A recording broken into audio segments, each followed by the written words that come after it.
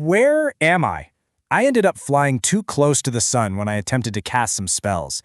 Imagine waking up in a dimension that completely defies every law of reality you've ever known. You're stripped of all your power, totally alone, and trapped with nothing but your deepest regrets. It's literally the ultimate existential dread, right? A perfect, chilling cold open to a dark fantasy anime where our supposed protagonist realizes, wait, I'm not the hero here. I'm actually the architect of my own doom. Welcome to This Explainer. Today, we are stepping right into the incredibly dark, atmospheric universe of Voices from the Infernal Threshold. And honestly, if you are a fan of deep, psychological anime lore, you are absolutely going to love this. We're taking an intense dive into the transcripts of 5 trapped archetypes. These are entities and beings confined to a literal and metaphorical hell of their own making. We're going to break down their lore, their specific tragedies, and what their dialogue actually reveals about the terrifying nature of consciousness itself. All right, let's hit our first anime eye-catch. Character Arc 1, The Wizard's Shattered Reality. We're introduced to a tragic boss whose unparalleled hubris banished him to a hellish nether dimension. Okay, let's dive into this. To really grasp the wizard's fall, we've got to talk about a concept called qualia. These are those deeply internal, subjective feelings of perception. You know, like the vivid redness of a rose or the sharp sting of the cold. Now, the wizard lived a near-perfect life, but he got greedy. He didn't just want to perceive qualia internally anymore. His grand, ultimately doomed spell was an attempt to macroscopically manifest his inner psyche into the external, physical reality. He literally wanted to make his physical world an exact match to his psychological realm. Because, what could possibly go wrong with letting your intrusive thoughts completely redesign your living room? Well, instead of creating a neat little utopia of manifested desires, the spell completely imploded, trapping him and his entire house in this infernal threshold. So now, he just sits there, right on the verge of giving up, asking himself, why have I failed at the end when so much before went so swimmingly? This guy had the power to transmute matter, even revive the dead. In this internal monologue, which plays out exactly like a defeated anime antagonist, the wizard wrestles with the ultimate question of his eternal punishment. Was this whole thing the result of nature's chaotic determinism, or was it entirely his own grave, egotistical error? And the wildest part? He stubbornly insists it was his own choice, which really only deepens the tragedy of his situation. Moving right along to Character Arc 2, Devourers of Human Memories. Transitioning from the magical to the cosmic, we meet an eerie alien creature that basically treats the human mind like a cosmic buffet. You know what's crazy? This creature doesn't care one bit about your morals or your opinions. It literally feeds on memories just to revitalize its entire home planet.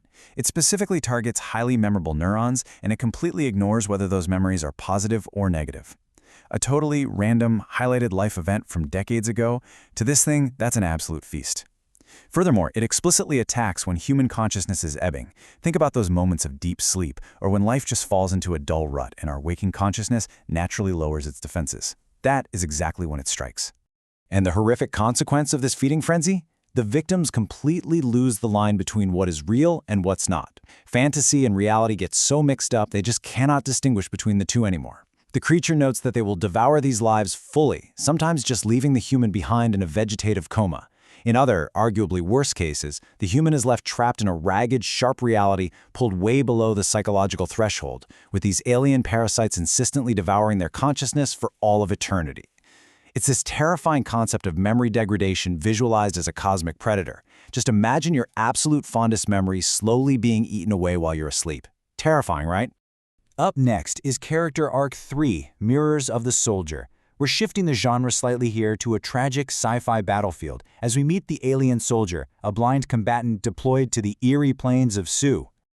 Now this brilliantly illustrates a massive thematic parallel in our lore. Think about how these two compare. While the wizard's greatest desire was to merge his internal psyche into external reality, the soldier's ultimate curse is exactly that same concept, but realized as an absolute nightmare. The physical battlefield they were deployed to by their politicians wasn't filled with terrifying outer space demons like they thought. It was merely a mirror of their own internal psyche and their collective cognitive errors.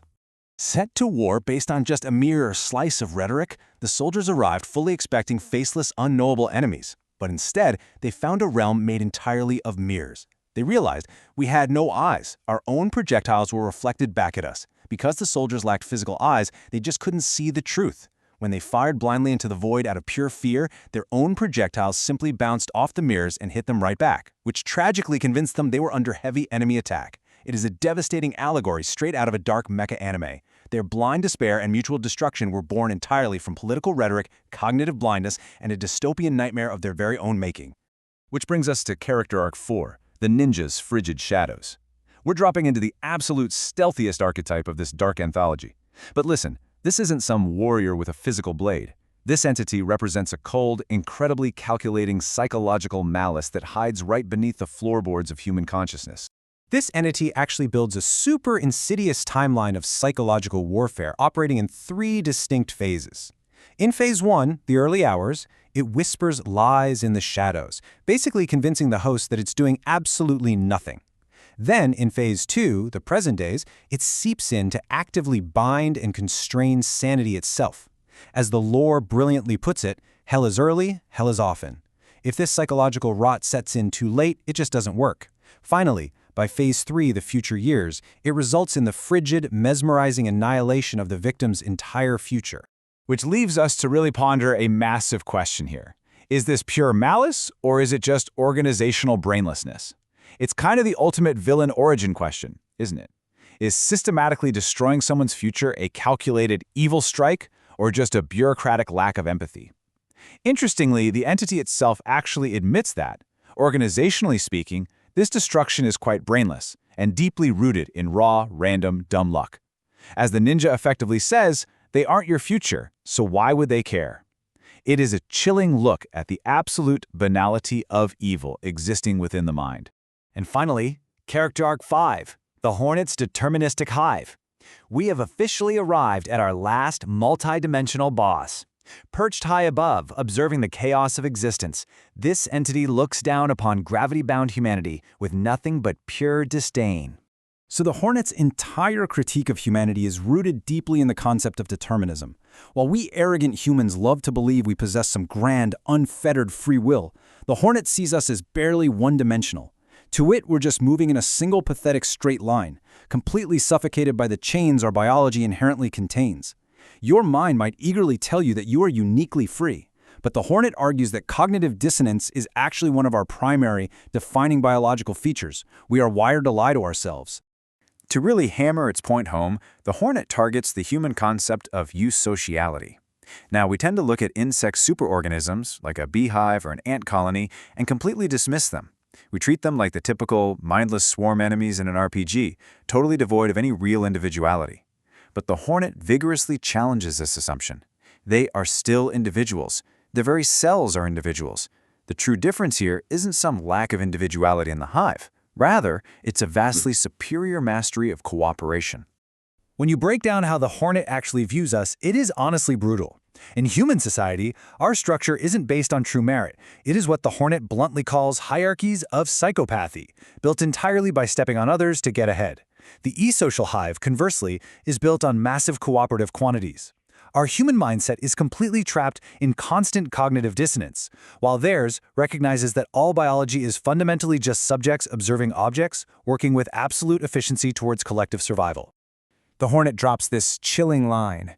Who cares if a few die, are neglected, or hurt sufficiently until broken, as long as most do not? The Hornet points out that humans actually accept this infernal sociological reality as a mere artifice of our society. We comfortably and routinely allow the few to be broken in order to uphold the many, constantly hiding our inherent psychopathy behind the incredibly flimsy guise of civilization. It really makes you second-guess who the real monsters are. So, are we truly superior individuals, or are we just a flawed superorganism utterly trapped by our own cognitive dissonance? Voices from the Infernal Threshold masterfully uses these 5 tragic archetypes to hold a really dark, uncomfortable mirror right up to our own psychological frailties. It definitely makes you wonder, which threshold are we currently standing on? Thanks for joining me on this explainer today. Keep questioning the lore of your own reality, and I'll catch you next time.